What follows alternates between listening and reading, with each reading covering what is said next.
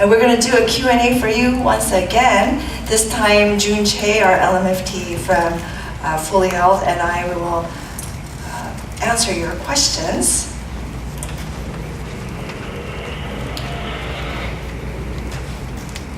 So think of your questions. It doesn't have to be related to, it could be related to this seminar or anything mental health related.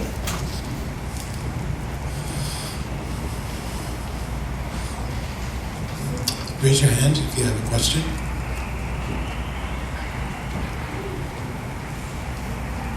So as volunteers, as people who serve the church and serve, with kids under 18, when the child is talking about it, not full-blown, processing all that, and is continually talking about it, month after month.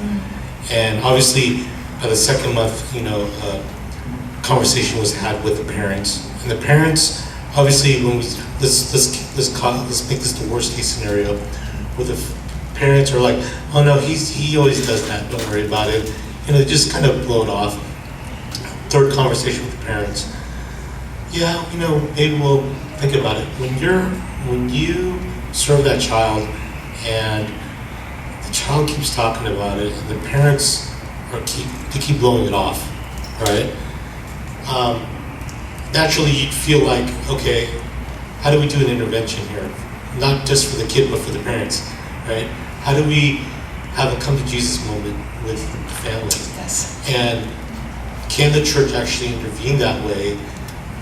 This is not about membership at all. This is just about the family life, the child's life. How do you go about doing that? Very good question. I'll answer first since you need a mic pretty soon. Can June get a mic as well? Yes. I'll answer first. So you're also talking about, so the parents are brushing it off. Right? Month after month. One separate private conversation with the parents could be a sit down, like, is that a shame for you to go get an evaluation? Like, can I ask you why you're resisting? Because suicide is very real. And I don't think all this talk is something to ignore. You may think he or she will never do it, but there's something going on. And so if we keep ignoring it, they're not going to feel safe at home. They're not going to feel safe at church. They will go seek safety with the wrong set of friends and peers. They may start doing drugs and alcohol. This is really, really serious. So mom and dad, can you tell me what's the struggle of just even getting an evaluation? So let's say you have that talk, and then you give them some time to think about it. And the kid shares it again. And then you share it again with the parents. This is really not going away. And I am not a mental health professional, but I know when it is needed. And right now it's needed. And then they still push you away. If they still push you away a second time like that, or third time, the come to Jesus moment would be this, is telling their parents, as a teacher of church, I have an obligation now to call Child Protective Services. Child Protective Services is, I don't know what it's called in LA. Is it still CPS? Yeah, so Child Protective Services, maybe they'll do something about it, maybe not. But it is an indication for you to share with the parent. This could become a mental health crisis. And if you ignore medical or mental, it's called medical neglect. And I am thinking you're showing medical neglect. And the parents might say, well, they're not sharing it with me. They're just sharing it with you. So it might not be real because they're not sharing it with me. And then you could say, I'm sorry, but maybe they're sharing it with me because they feel comfortable with me. And I'm sorry that's happening and this difference is happening. But can you please consider, for the sake of preventing the risk to a mental health crisis. So we come across that in our clinic too. They don't want to treat. And here, I mean, they got the evaluation, and now we're telling them, your child needs treatment, your child needs treatment. And they keep pushing off, pushing off. Sometimes I have to go to that level, gently, without threatening, but gently saying, I don't know what else to do for you, but I see your child worsening.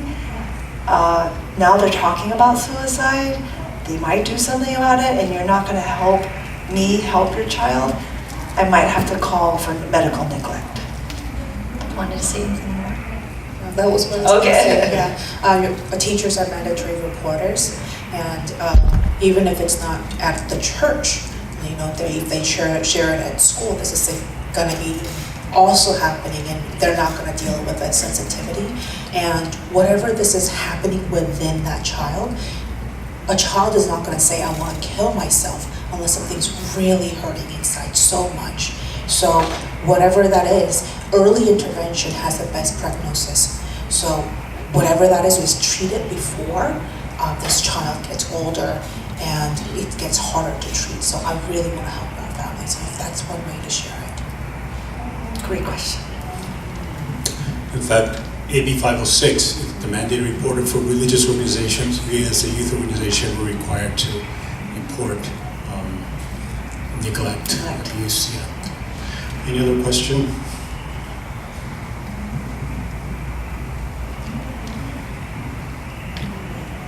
Hi, I had a question about, I guess when, I think nowadays kids, they're so wrapped up in social media, Yes. and there's so much talking about depression, anxiety, so they self-diagnose. And so I guess yeah, I'm depressed. I'm like, no, you're not. You just think you are, and so I think, but it makes me think, how seriously do they take that kind of statement? Because they self-diagnose, they think that's what because they see all these signs, but it's really just us being people. And then another question was, because you mentioned earlier about not wanting to live and just not wanting to get up and stuff like that, but then I think, I do hear that from my students because they were lazy. I guess I'm just lazy, so it's I guess figuring out the difference between the two, and just lack of motivation, and I'm assuming I'm wondering if I guess there's a serious tie between that. Yeah, I guess those are my questions. We'll tackle the first one. The first one was, I forgot the first one already. Self-diagnosis, okay. It's very interesting. There is that trend where they're trying to normalize it for themselves. So as a teacher, if you're hearing that and you're kind of guessing, do you just want to follow the trend and it's kind of hip to be like everyone else and this emo era, right? One way to engage is asking them, tell me more. Tell me more. When did that start? How do you feel about that?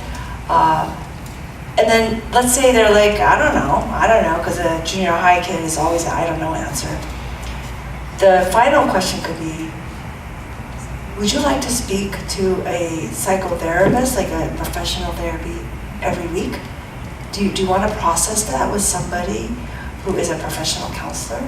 Because then you are showing, even though you might be suspecting they're just saying that, you are showing them you care. If you are really depressed, this is serious. And then they might say, oh, no, it's not to that level. Right? Then you can kind of take a break and then check up on them 2 months later. You'd be so surprised. They might actually pause and say, I do actually. I do. This is where well, let me share with your parents to connect you. So that's going to be good because it might not be depression, but it might be they're so unhappy at their school, they're unhappy with their friendship, they don't know how to socialize, and they're struggling. They're not fitting in.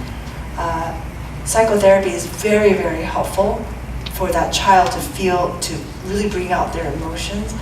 And another reason, the second one, anything about the first one?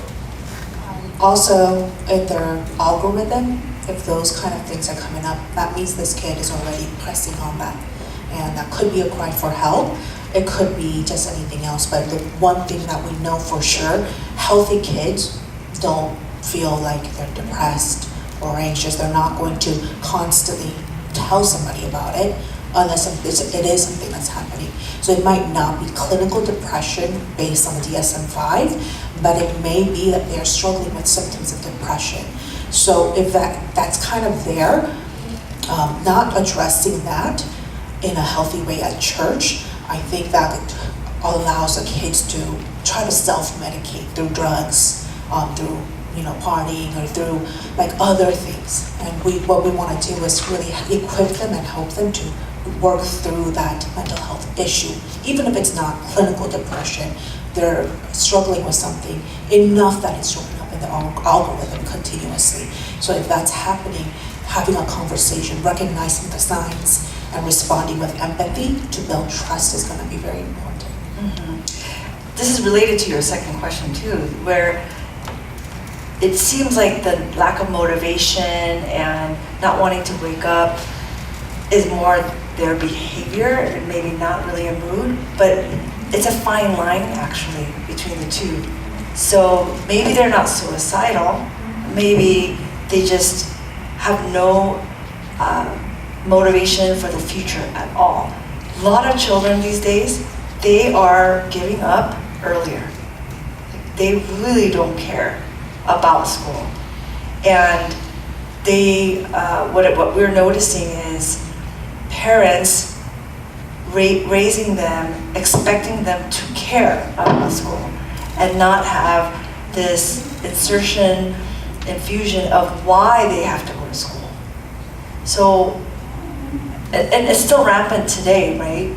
You have to go to school so that you can get a good college. So when you're in good college, you can get a good job, so you can have a well-paying career to be able to have a good family, and then you can take care of me when I'm old, right? So this kind of trajectory of like why they have to study well, okay? These kids nowadays, this generation, the Gen Z and Gen Alpha, if they don't really have a personal purpose and motive to go to school, they're very honest. Then why should I study? What for? You look like you're not having fun in your job, right? And so this kind of it's not just a relationship, not a conflict, like a lack of relationship with their parents, but that's what they think the parents want. That's the reason they think the parents want them to go to school and do well. Right? So here at church, that has the gospel, we have a bigger, more broader understanding of why we do anything. Right? And we say the glory of God. These kids, they know that. They can memorize, yes, I'm doing it for the glory of God. But they don't know what that means.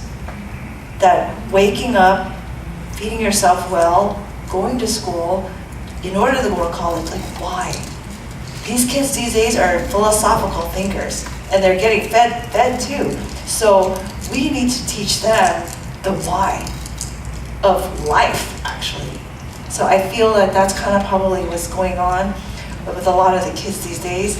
It does look lazy, but that is a self-sabotaging way to just avoid life and give up. And hopefully, and you know what they think? When I get older, somehow there's going to be food on the table. Like they don't really think about the meta, right? The metaphysics that they do have. And sometimes they're like, I don't care. So that's kind of like what's going on. I think, to be honest, everybody needs therapy. Every child needs to talk to someone. And unfortunately, parents don't have the training because they didn't grow up with someone talking to them that way. So how are they going to do that with their children? It's very, very difficult. And I think, I wish we could do a lot of training for parents about how to engage, because nowadays it's more like, pamosa, right? Did you eat? Did you do homework? Okay, go to sleep. Hurry, go shower. Right? So a lot of the parents are going through that, and there's no connection.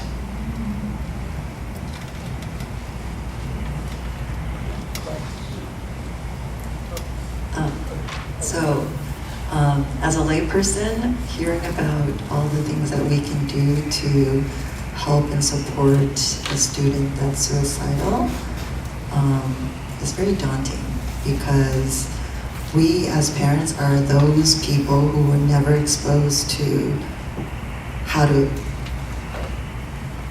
address these type of concerns with our own parents, or we weren't raised in that way. So it makes sense theoretically that, you know, we can talk to the parents, address it, express our concerns, urge them to get their child help, even call DCFS. But to be honest, as a parent, I don't know if I could do that. So any other suggestions on how we could navigate that landscape? Regarding the addressing a child That's suicidal or cutting. or cutting, yeah. Cutting, right?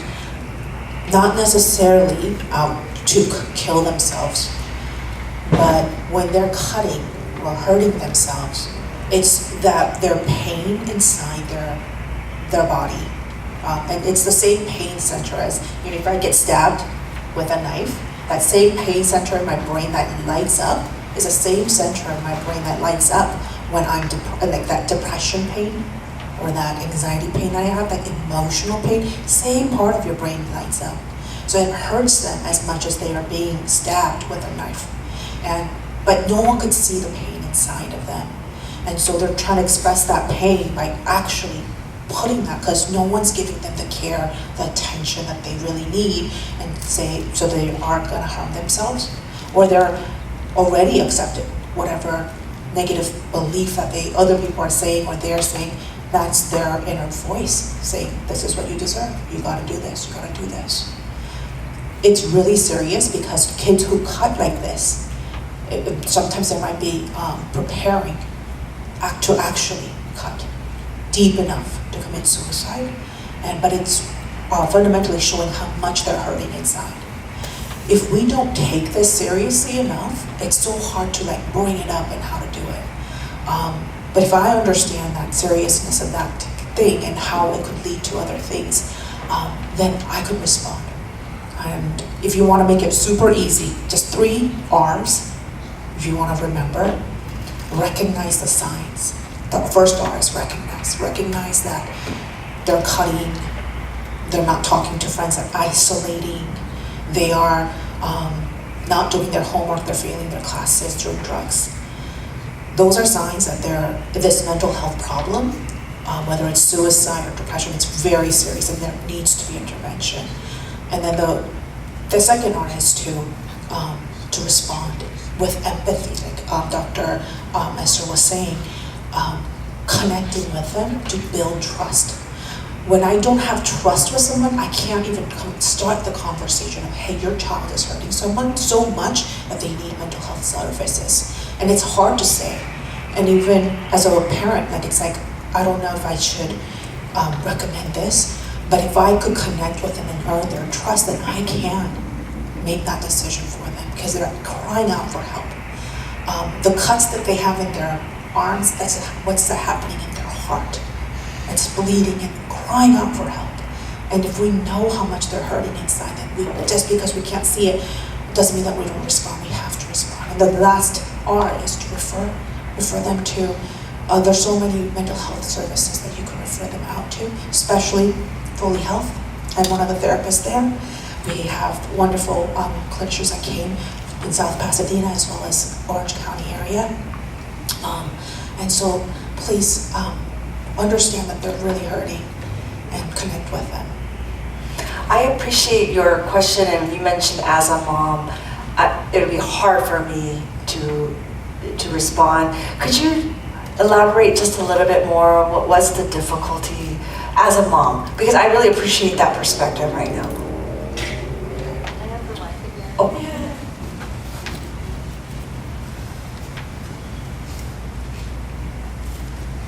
Randy, I'm Pastor Anthony's wife. I'm the MFT. But I did ask the question for other volunteers or parents who are serving the education department, that all the interventions, I pretty much appreciate, and I can do that because I'm on the other side of it and I can be more directive, but from a parent perspective, I can see that can be very, very challenging and hard. Again, as a MFT, I can be very directive and I can be very assertive, but as a parent, it's not necessarily easy. So for all the adult volunteers in here, is there another way that we can do it without being so, I don't know, direct Yes, in that way? Totally understand now the question. If there is no active planning, like the child doesn't say, yeah, I'm gonna go buy a gun tomorrow. Like if there's no planning and you know that they're just kind of struggling with thoughts of reason for living, it is okay to keep engaging. Keep engaging, telling the parents how to check in once in a while, asking them the question. It's not like an immediate, you have to go right now. It's better to go earlier than later regarding getting professional help, because sometimes that phase will pass with just the attention of the parents and asking. Sometimes the parents might be very aware, like, am I causing those feelings for you? And having those kind of conversations. So, and then on a weekly basis, the child on the outside might say, stop asking me, right? But on the inside, there is that subconscious appreciation. I am being noticed. They care that I live or not live. So there's no direct or definitive, like, you need to call right now. You need to call right now as if the knife is in their hand. Everybody knows that, right? But everything in between is engaging that child to continue talking with you until you really do feel like, okay, this phase has passed. But because they thought about it once, they do have that risk of having those thoughts again and again. So parents need to just be aware and deepen that relationship. The next hour is going to talk about that a little bit more, about relationship. Yes, do we have time? Yes, one more. Okay. Also, I was a volunteer as a Sunday school teacher forever, so I understand before I received training as a MFT, I think I don't know what to do, and I don't want to, start gossips or anything. But that's why it's so important to have systematic kind of thing. So, hey, if we have this kind of comment, this is the person you talk to, and this is maybe the central person. Holding people's trauma so that we don't burn out for the volunteers is to have a trauma stewardship program that's systematic. Maybe the education department could maybe talk about it and be like, hey, what is the system we could create that is like a funnel? Like, I have a student, this is a name, this is what time and when he said this, and then have one person responsible for kind of communicating that and alerting parents. I think maybe that's a way to store that trauma of being a volunteer a little bit better. Yes, it's a great suggestion.